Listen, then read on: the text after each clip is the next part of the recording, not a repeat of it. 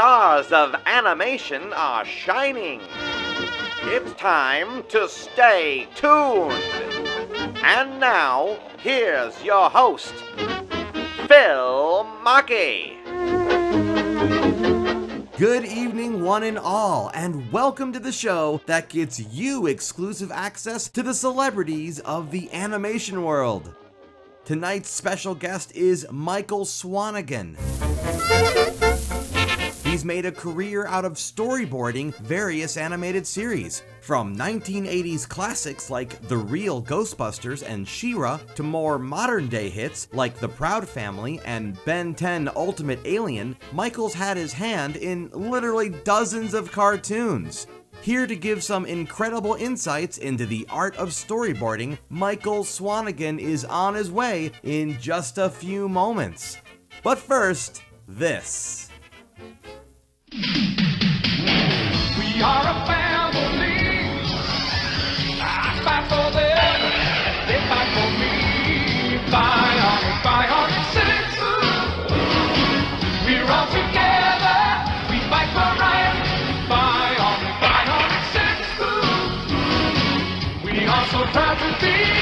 Michael Swanigan, welcome to Stay Tuned. Well, thank you for inviting me. Hello, how you doing? I'm doing really great. Thank you for being here. It's awesome to have you here. Thanks. Yeah, something that struck me about your career when I was doing a little behind the scenes research about you is that you got started in the industry at like 15. Is that right? That's right. My first gig was working on a Flip Wilson animated TV special when I was still in junior high school. Oh. I had just gone to high school when I got hired. How on earth does a junior high student get hired? I started in junior high school, Audubon Junior High in LA, and a friend of mine, we used to draw comic books together. We wanted to be the next Jack Kirby, the next Gil Kane, and he was going to a workshop in South Central LA and invited me to come with him. And I really didn't want to do it because I really wanted to do comic books, but he convinced me to come. And some of the teachers there were from the animation industry, Corny Cole, Dave Brain. And while we were there doing life drawing, they insisted we try animation. And of course, we tried it, and Corny and Dave said I was doing pretty good. And a few months later, the Patty Freely came to Corny Cole and said, listen, we want to do a Flip Wilson special. Okay. We have special students that we can, use. And Corny said, yeah, I've got a few. And they said, great, we'll hire them for this show. Is that normal to use students for a professional show? Is that a thing that happens on the regular? Back then, no. I don't think it happens now either. Yeah, I've never heard of it. I've never heard of it, but it just so happened that Corny said, sure, I've got 5 guys here, and we were all teenagers, and we were brought on to production to work on the Flip Wilson show. That sounds like the epitome of right place, right time sort of a thing. Would you agree? Perfect time. Yeah. Perfect place, perfect time. And the fact that Corny was a really good teacher. So I was hired on as a background artist and a character designer at 15. So that was my first gig when I was just going into high school. Wow. And that was for like 4 months. We had to drive out to Santa Monica and work for him. And the show aired, and it got a sequel the following year. So we came back into the second show. Oh, that's so yeah, great. I've been in business since I was 15, 16 years old. You had a resume started, right out the gate. It wasn't even like worked at McDonald's and worked his way up to, you know what I mean? No, because right after I worked on Flip Wilson, I worked with Dave Brain at his company, which was called Smiles, which was directly across the street from Hanna-Barbera. And he was doing overflow work from them. So he hired me during the summer to work on my first Scooby-Doo series, which was Scooby-Doo Movies. Oh, yes. Which was, back then it was guest starring Sonny and Cher, the Three Stooges, Batman. The Harlem Globetrotters. I know they were on there. Yeah. That was my second gig. Oh, man. You have a special place in your heart for Scooby-Doo then, I'm guessing. Yeah. I had a special place. I loved Hanna-Barbera cartoons. Okay. Always have. Hanna-Barbera and Filmation, I've always loved those cartoons. Yeah. Growing up, that's what I watched. Right. So to work for Hanna-Barbera and also to actually go into the building then, as a 16-year-old, it was like, I just couldn't believe it. That must have given you some incredible stories to tell your friends. I mean, all your friends were doing probably regular kid stuff, and here you are talking about being at an animation studio, right? Right. Well, most of my friends really didn't care or weren't excited like I was. Oh, of course. Yeah, you're working there. Oh, big deal. We're going over here. We're going to go party. But hey, Right. I was loving it. This was heaven. This wasn't work. This was, dream come true. That's awesome. I remember watching a lot of Filmation and Hanna-Barbera stuff as well. The Filmation Ghostbusters especially was a really strange show. I remember thinking, what is this? But it was interesting. We thought it was strange too. Well, that's good to know. I always wonder with the people creating the show if they're like talking about it behind the show's back, going, what are we even doing? Yeah. It was like, why are we doing it this way? Right. But that show was based on the live action show. Right, yes, with Tracy the gorilla. So we had to use 2 guys and an 8. Yes. And we had the transformation, and it was like, okay, we're going this direction. So this is where they wanted to go. So it was okay. For those who don't know, Ghostbusters, before the Ivan Reitman film in the 80s, yes, there was a comedy TV series with Tracy the gorilla and then which was a person in a gorilla suit, right? Right. And then 2 guys. And I don't know a lot about that live action series other than what it was. But yeah, your animated cartoon was based on that. And if I'm correct in understanding this, that's the reason why they named the other cartoon The Real Ghostbusters, was to differentiate it from the Filmation Ghostbusters, right? My understanding was that Filmation had done the Ghostbusters back, I believe it was in the 70s. And the Reitman film came out in the 80s. 84, yeah. 84. And Filmation was unaware or forgotten they had done the early live action show. So, of course, they contacted the studio and said, hey, we've got this. We have the rights to it. And Columbia said, okay, we have to change our title to The Real Ghostbusters as a cartoon show. Right. Funny story is that at NAPTY, where they were selling the TV show for syndication, Okay. Lucifer came in and put up a giant sign of just the Ghostbuster logo for syndicators to buy the show. And everybody was buying the show thinking they were buying the Reitman property. Oh, my gosh. Everybody was signing up, we got to get Ghostbusters. We got to get this cartoon show. And then the day later, Columbia came in with their logo, The Real Ghostbusters. So all the people who just bought Ghostbusters were like, well, what did we just buy? Oh, no. Bought, 2 guys and a gorilla. Yeah. What the hell did we buy? I remember as a kid watching it going, oh, cool, Ghostbusters. And as I'm watching it, I'm like, what is this? This is so strange. Yeah, well, a lot of people didn't remember the original series. Yeah.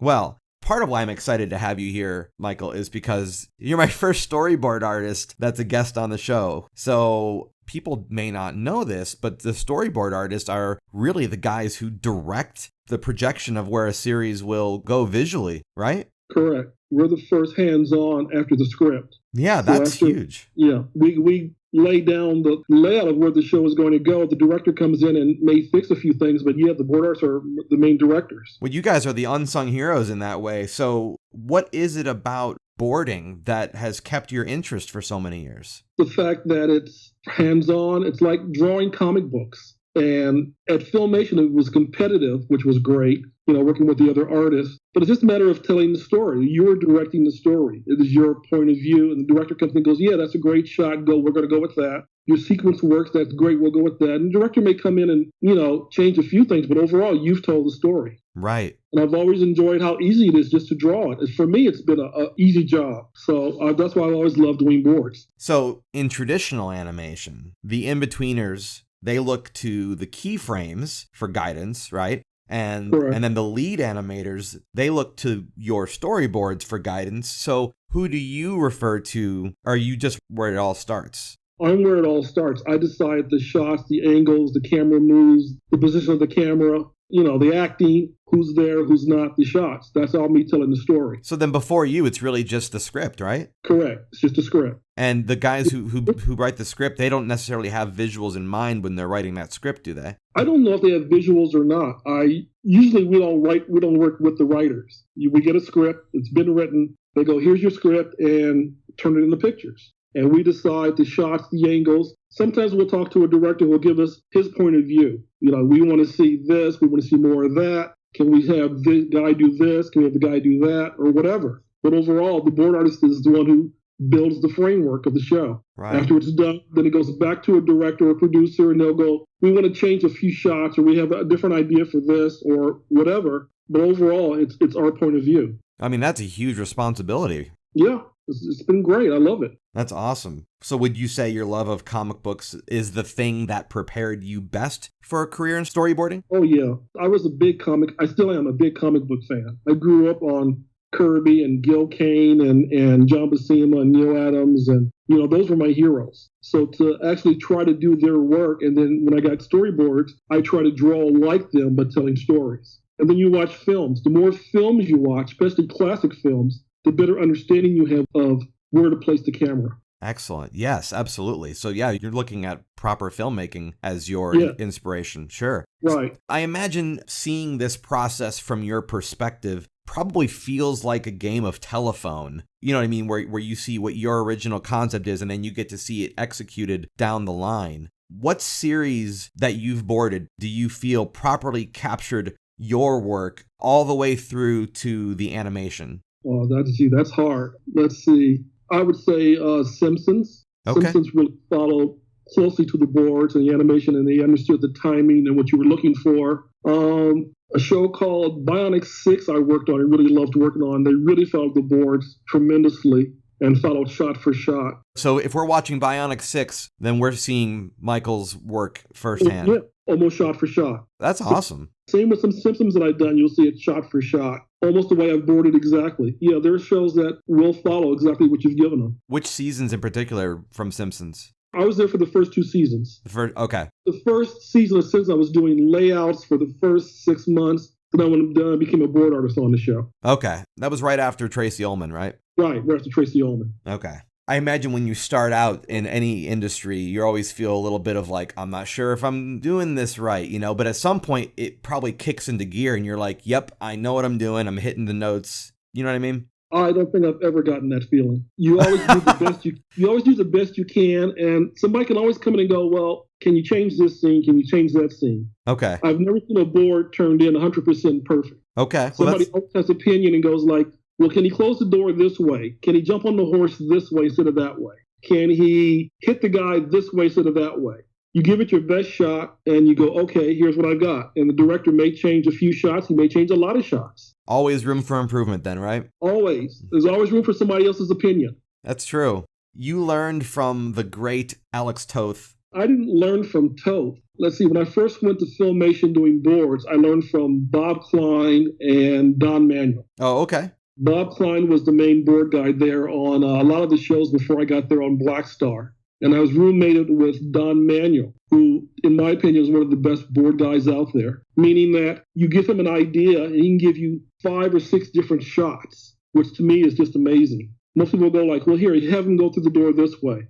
Don will say, here's different camera angles on how he can come through the door. Oh, that's great. That just blew me away. But I learned more from them. I didn't get a chance to work with Toth until I worked on Bionic 6. Okay. And that was a dream come true also. I just happened to come in and drop off my board, and one of the guys said, hey, there's Toth walking down the hallway. And I drop my papers and run down the hallway, chasing him, gets on the elevator. He sees this big black guy chasing him down the hall, and he closes the door. So I got to run down the stairs to catch him and finally introduce myself. And just a nice guy, really nice guy. So what lasting nugget of wisdom did Alex leave with you?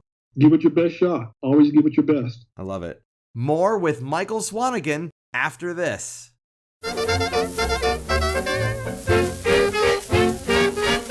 Animation styles, they've arguably changed and evolved through the years. What, if anything, would you say has changed about boarding? More computerized. It's less hand to paper. When I was doing boards, it was more pen, paper, Xerox machines.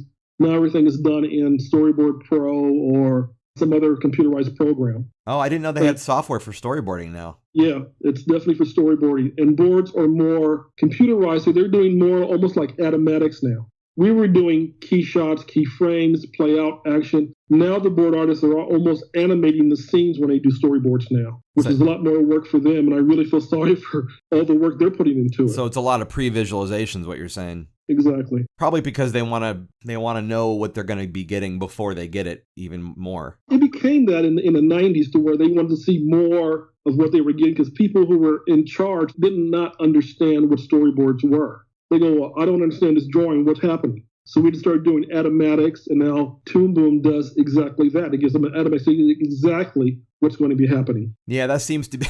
I've noticed there's a lot of people who are in control of things who don't have, and I don't mean this in a disrespectful way, but they just don't seem to have that ability to visualize what's trying to be communicated until it's finally done. No, you're right. You're absolutely right. I've seen more and more people in charge, producers, directors, who have no idea how cartoons are made until somebody gives them the animatic or the film. They go, oh, yeah, that's what I'm looking for. Right, they want it spoon-fed. Yeah, I've seen more and more people do that. And I really hate that the board artists have become animators more than board artists. So you never wanted actually to go full-on be an animator. You just wanted to focus on the key moments. I've done some animation, and for me, it was just too much work. For me, It is. There are guys who are good at it. For me, I just didn't have that quality. I did in-between work. I've done animation work. Storyboarding is a lot easier for me, a lot easier. And I really enjoy doing boards. You know, all artists get into a funk sometimes, like a creative funk. And I'm sure you're no stranger to that inevitability. So what methods have you developed for yourself that have been most effective to get you out of a creative funk? Get up and walk away from the table. That's all you can do. Get up, walk away, watch a movie, have a drink, go talk to somebody. Just walk away for a while and come back and tackle it again. I love that because I fully believe that those times when you're quote unquote distracting yourself, that is a part of the process as well, isn't it? Yeah, I mean, artists aren't machines. We just can't sit there and just draw. There are times where we're being creative and it's like you run into a wall. I just can't think anything right now. And I've learned just get up and walk away. If I'm working at a studio, I'll go to the coffee room and have some cup of coffee, or I'll go talk to somebody or go outside and take a look around. And then it'll come back to me and I'll go back to work. We're not machines. That's why storyboard artists don't work a usual 9 to 5. I've had guys come in at noon and work until midnight. I've had guys come in at 6 and work until 6. It's like, as long as the job is done. That's right. Creative-wise, you will hit a wall. Yeah. I'm sure it's like writing. I'm sure writers go, what do I do? Get up and you walk away. Yeah, that's very true. As a writer myself, I can attest to that. Sure. You got to give yourself some space. Exactly. Would you say that because I felt this way when I was taking film studies classes in college, do you feel like when you're watching a film now that knowing all of this nuts and bolts stuff that it kind of ruined watching movies in a sense because now you're watching it for the schematics? Oh, yeah. My family hates going to the theater with me just for that reason alone. So I go, no, that's wrong. No, the camera, no, you can't do that. No. How did that get on screen? Or why are we facing the wrong direction now? And, my daughter's constantly hitting me in the ribs going, hush, Dad. Like, no. I do that with all movies and TV shows now. If it gets too bad, I'll just turn it off and go, I can't watch this. Is there a series that you loved watching and you would have liked to have been a part of it? Yes. The new She-Ra. The new She-Ra? On Netflix, right? Right. The new one on Netflix. I wish they had hired somebody that knew better boarding. Okay. And better storytelling. I've worked on the original series, and seeing this series is like, I really want to give it a chance, but I just can't. I haven't seen it yet, but I've been told to check it out, and it's on my list. Let's talk Gargoyles a little bit, because that's a series that's I know it's near and dear to the fans' hearts, and I assume it's one of yours as well, right? Yes, it is. It's one of my favorite shows. I'm really proud to have worked on that show. Yeah, it's baffling to me that Disney hasn't put out a collected animated series on Blu-ray of that and like a lot of other series. Do you have any insight as to maybe, what they're holding off on? Yeah, for some reason, Disney thought the show had been a little bit too dark for them. They didn't seem to want to really push it a lot as far as toys, merchandising, which they could have done. It couldn't have been due to the response. It had to be more just something internally, right? Exactly. It's curious that the show got created at all based on what you're saying. I had rumors, and this is in the beginning, that Gargoyles was called Goliath and Sons, which was an early concept of the show. And because of people like Frank Parr, who was in charge of the show, they went for more of a Batman approach. And Batman was extremely popular when Gargoyles started. Sure. So we went more in that direction. Interesting. Okay. So, yeah, they took a darker turn, probably inspired by Batman the Animated Series, right? Right. And then we also hired a lot of the Batman artists to ship them over to Disney to work on the show as well. Well, that's cool. There's a huge support for it online. Do you think there's any chance that they're going to revitalize it in some way? There's rumors of a live-action movie. So I don't know if they're Wow. talking about animation or not. Wow. That would definitely keep in line with their current trend of rehashing animated films as live action remakes. The last I heard, Jordan Peele, the guy who just did the movie Us, is Yeah. supposed to be behind the Gargoyle live action movie. Well, sometimes that's what it takes, right? You got to have somebody who's in power who happens to be a fan of the product. That's how it works nowadays. I'm just surprised they haven't done it sooner. I would love to see a live action Gargoyles movie based on the series. Well, look, we've got Animaniacs coming back next year. Between that and some of the Nickelodeon properties getting revamped as made for TV or made for Netflix specials, I mean, it wouldn't be strange, I don't think. No, I think the audience would love it, and I think the older people would love it as well. As far as Blu-rays and such, I'm surprised they even released Gargoyle on Blu-ray. Yeah. It took them forever to release it on DVD. Right. And I think they just finished releasing the part 2 of season 2 about a year ago or so. Oh, it was that recent? Yeah. Oh my goodness. All right. Well, that's interesting. I wonder if they're basing it on the numbers of the sales for that stuff. I don't know. There's so many Disney properties that just haven't been released on DVD, such as Kim Possible, Sure. Proud Family. There's so many great shows that they just haven't released. And not just Disney properties. There's properties that they've acquired the rights to that weren't originally theirs to begin with, and they're just sitting on the rights. Yeah. I don't know if it's sound or music or what the reason is, but I would think Disney would own all the music rights and everything to the Gargoyles, I would think. Well, even if they didn't, I would think they could throw enough money at it to make sure they had the rights. I'm sure there's an audience for it. I'm sure there's enough people to want to buy it. I would. So what's the best way that people can support your work, Michael? Is there like a pet project that you're promoting right now or something that you really want to see get some love? No, I'm not really doing a whole lot besides teaching right now. I'm teaching a couple of colleges out here. I'm teaching storyboarding and animation. Oh, great. But I'm not doing any pet projects. You were I'm teaching teaching students how to do storyboard work. and you were teaching online for a while, right? No, I haven't done that yet. You haven't done that. Okay. Is that something you're thinking about doing? It's a possibility. I'm talking to a few people. We'll see. Okay. Well, that's awesome. Well, I mean, it's great that you're teaching. I think that's like somebody with your years of experience. It's a fantastic way to cultivate the artists of tomorrow. So that's fantastic. Yeah, I'm having a great time doing it. I love working with a lot of students. It's a lot of fun. Well, great. Really, thank you so much for spending some time with us here today and giving us some insight as to the behind the scenes of storyboarding. Hey, I'm having a great time. I really appreciate you offering me to come on. Oh, it's been my pleasure. Absolutely. And it's great to know now which series we can look to see, your influence. Oh, thank you. Yeah. Before you go, is there a show besides Gargoyles that you have a particular love for that after you worked on it, you were just like, man, if I could do that show the rest of my life, that would be the one? Simpsons, Bionic Six, The Mask. I got a chance to direct and produce The Mask as well as do boards on that show. I really had a great time on that series. The one that based on the Jim Carrey movie? Yeah. Oh, Yeah. yeah. That's awesome. So how much of an influence were the Dark Horse comics for you on that one? Not a whole lot. They kind of went like their own direction. Yeah. We tried to, the Dark Horse comic was a little bit too dark for Saturday morning. Absolutely. We had tried to have as much fun with it as we could. I always wonder, though, like if there was a way you were trying to maybe weave some of the original callbacks to the comics or anything like that. There's no Easter eggs? I tried and was told, nope, can't do that. Oh, man. Yeah, I guess it's... Are there any Easter eggs that you did sneak into any particular series that we can look for? The Real Ghostbusters, I snuck in the Stay Puft Man whenever I could. On The Mask, I tried to sneak in his main villain, the big guy that was always chasing him. Okay. On He-Man, I think I appear in 3 different episodes as a background character. Oh, that's cool. But no voicing, though. You didn't voice yourself.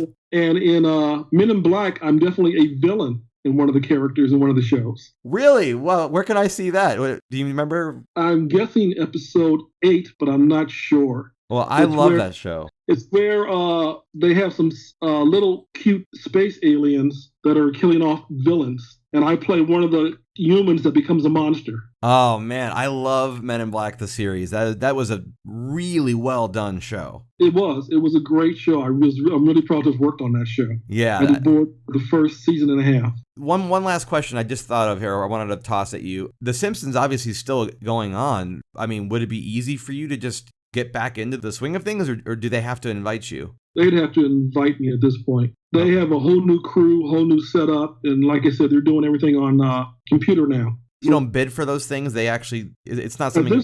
At this point, it's a matter of, do I get a call back or do I go apply for the job? So I just don't want to get back into the rat race of trying to apply and prove myself to new people that I don't know or don't know me. Well, that's fair. So the new guys in charge are like in their 20s, 30s, and they're doing the show, and they don't know me from 30 years ago or 20 years ago, and I have to go in and prove myself and show my portfolio. It's like, hey, I worked on this show. Well, we do The Simpsons a new way now. We do it this way now. And it's like, yeah, okay, fine. And that's why I'm a teacher. I enjoy teaching a lot. I don't have to deal with all that. Got it. So it's mainly teaching, and then every once in a while you might do a board for a project. Yeah, I think the last show I worked on was Octonauts for Disney. Oh, okay. Nice. I did storyboards for them. And that's when I started using Storyboard Pro and using more advanced programming. Got it. Well, awesome. Well, thank you. This has been an awesome conversation. I really appreciate it. Great. Well, thanks a lot. Again, I'm glad I had a good time. Anytime, Michael. You take care. You too. Thanks. Bye.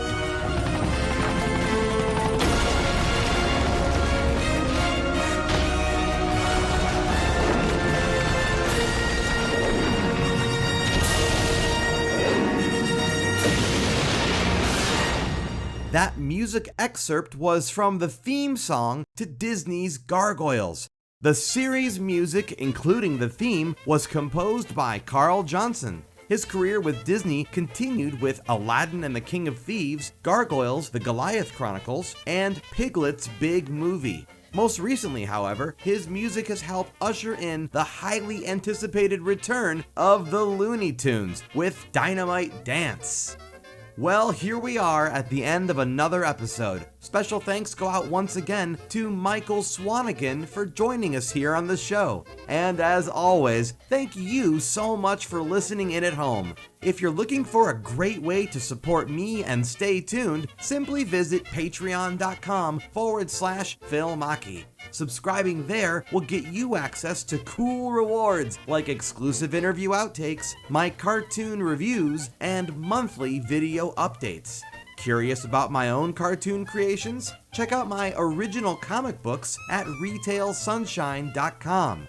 You can even reach out to me on Instagram, Twitter, and Facebook under the handles of both Retail Sunshine and Phil Machi. And consider this your personal invitation to join the amazing Stay Tuned community on Facebook. Visit facebook.com/groups/Stay Tuners.